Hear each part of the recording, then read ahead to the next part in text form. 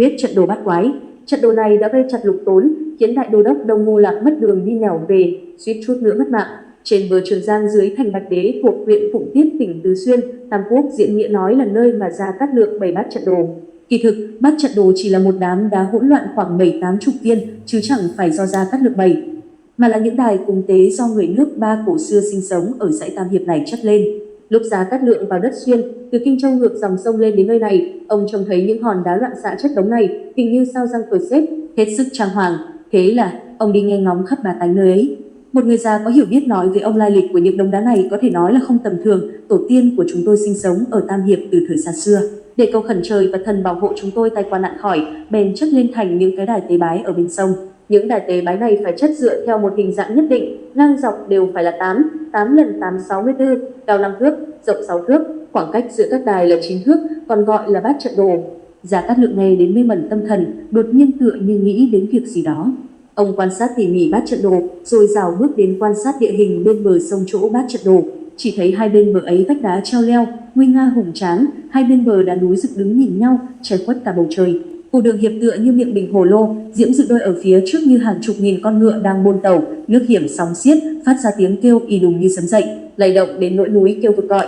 Bên bờ sông có một hương ông bảo với Gia Cát Lượng, đây là cửa vào Tam Hiệp, nước Kim Xuyên hội tụ ở chỗ này, đổ ra ngàn dặm, thế không thể nào ngăn được xưng là thiên hạ khủng quan.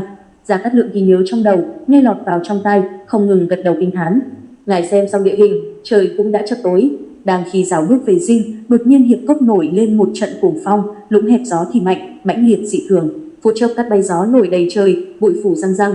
Một người nông dân bảo với Gia Cát Lượng, chỗ này ngày nào cũng có một trận cuồng phong như thế này.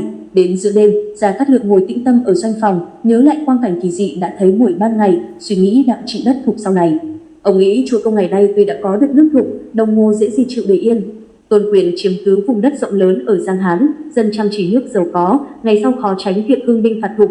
Thành Bạch Đế là cửa nước Thục, tất phải cắt đặt quân binh mà giữ thủ.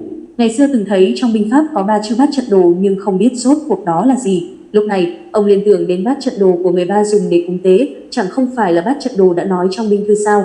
Bức đồ này chất bằng 8 lần 8 64, như sao răng cờ xếp, 4 phương 8 hướng, đường lối quanh co, người và ngựa lọt vào trong trận, nhất thời sẽ không khó mà phân biệt được phương hướng. Nếu như kịp thời lợi dụng khí hậu đặc trưng của nơi này, lại thêm diễm dự đôi có sóng gầm như sấm động, sẽ tốt cho việc mai phục trăm vạn hùng binh. Sao lại không dùng trận thế này để đi đối phó với sự tiến công của quân Đông Ngô chứ?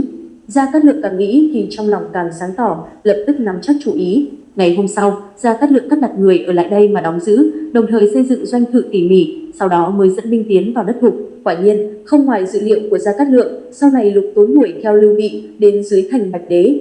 Các tướng sĩ ở lại trấn thủ thừa lúc chạng vạng dụ Lục Tốn vào bát trận đồ. Bỗng chốc có cát bay đá chạy, Lục Tốn lạc mất đường đi nẻo về, suýt chút nữa là mất mạng.